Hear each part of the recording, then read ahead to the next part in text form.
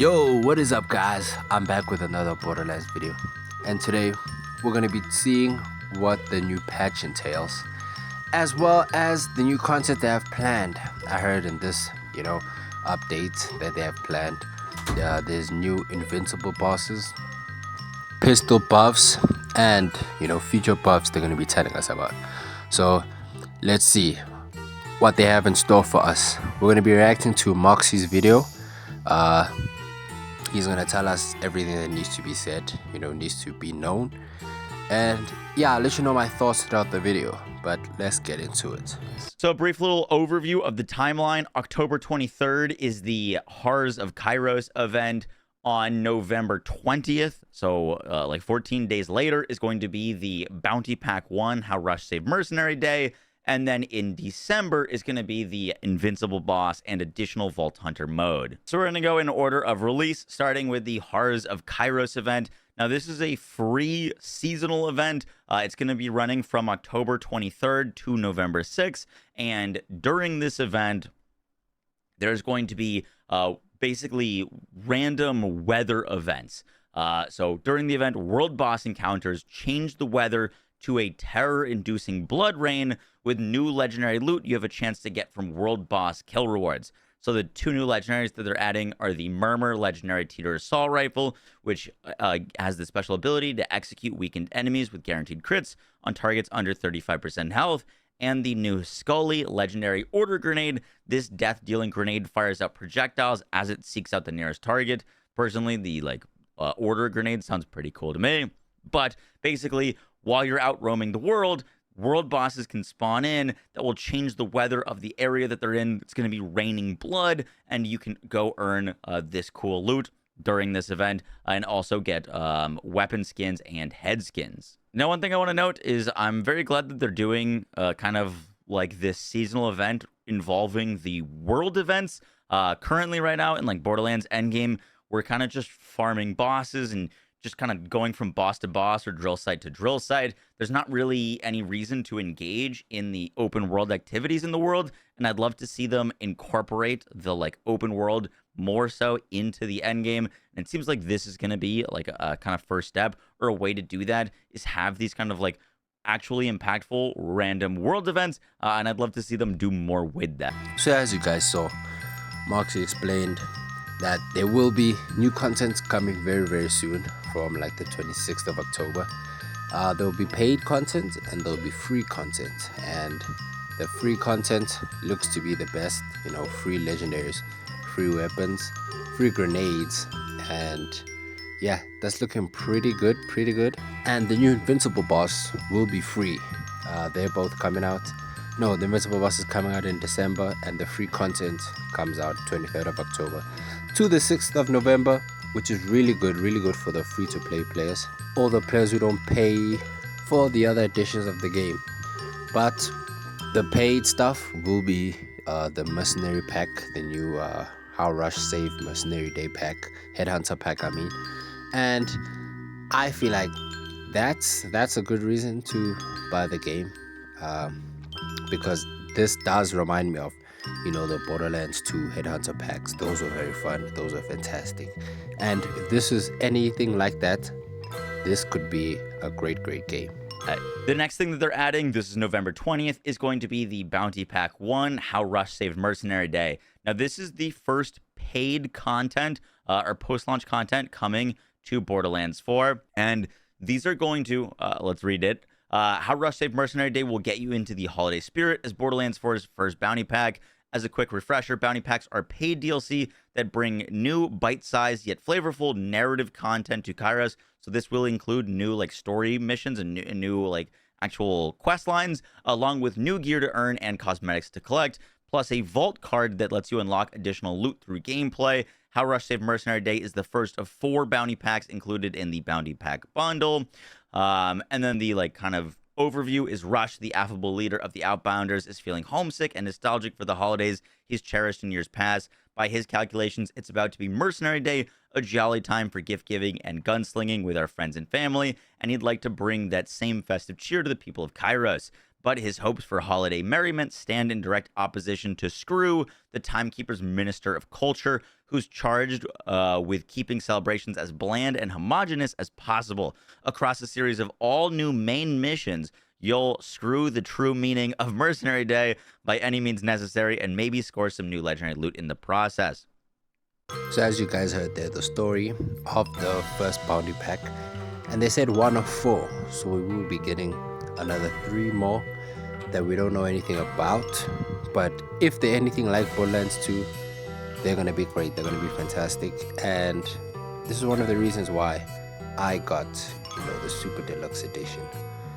But it's great to hear that we're getting content quite soon, in November and December, as well as the next content I think will be in March next year with the new Vault Hunter cache coming. But yeah, I hope you guys are excited for this. I'm excited for this, and it will bring a little something to the end game. But I don't think it's gonna bring too much to the end game. But we'll see. We'll see what they say. So this story content bounty pack is also going to include a vault card.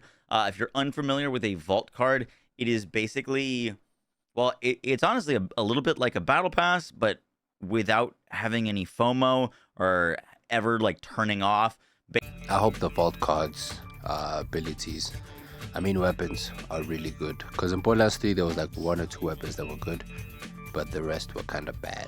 I hope all of these are usable, but looking at Borderlands 4 how it is, yeah, that might be the case. Basically, when this vault card will get added, you can just play the game normally how you would and earn rewards and earn progression towards these cosmetics and these weapons. But there's also going to be like daily and weekly challenges that you can do to earn even more XP.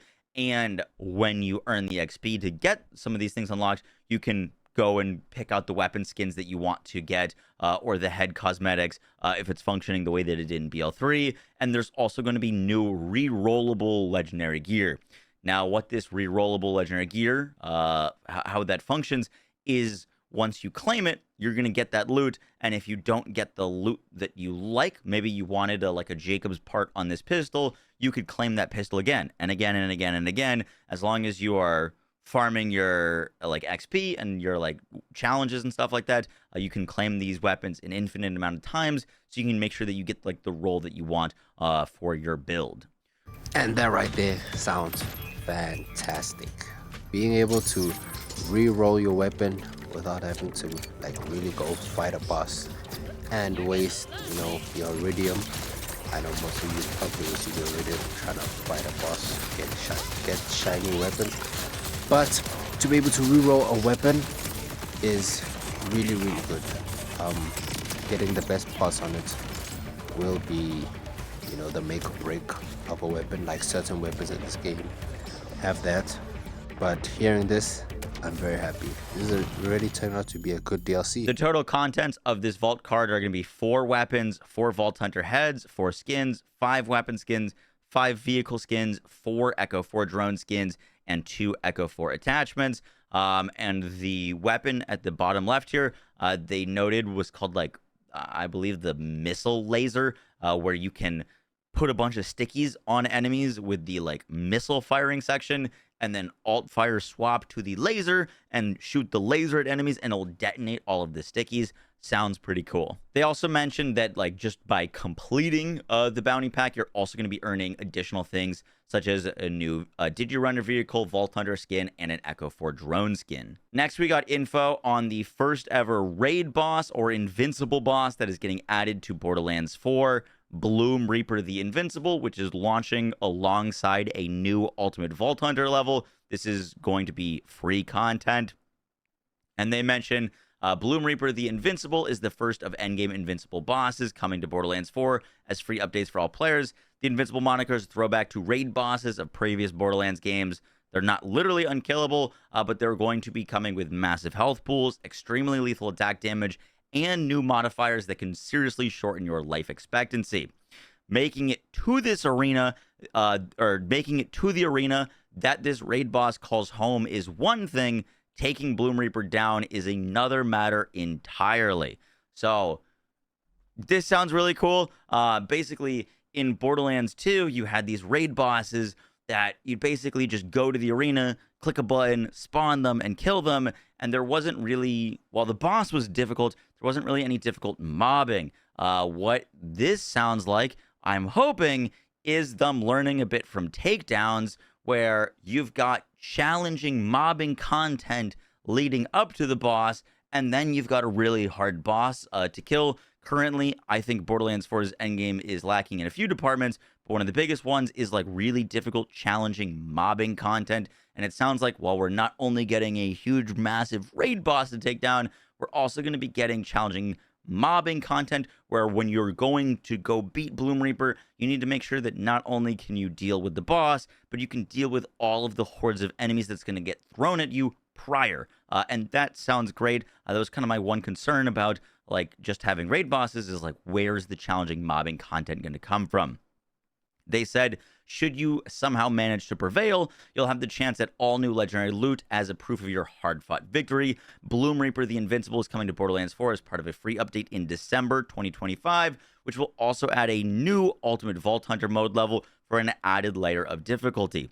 Now, they also mentioned during their like PAX panel that one of the new pieces of loot dropping from Bloom Reaper is going to be called, I believe it was the Mantra, which is a tie-in or throwback to Amara and how Amara could throw out her fists at enemies. They said this gun is going to be shooting fists at enemies.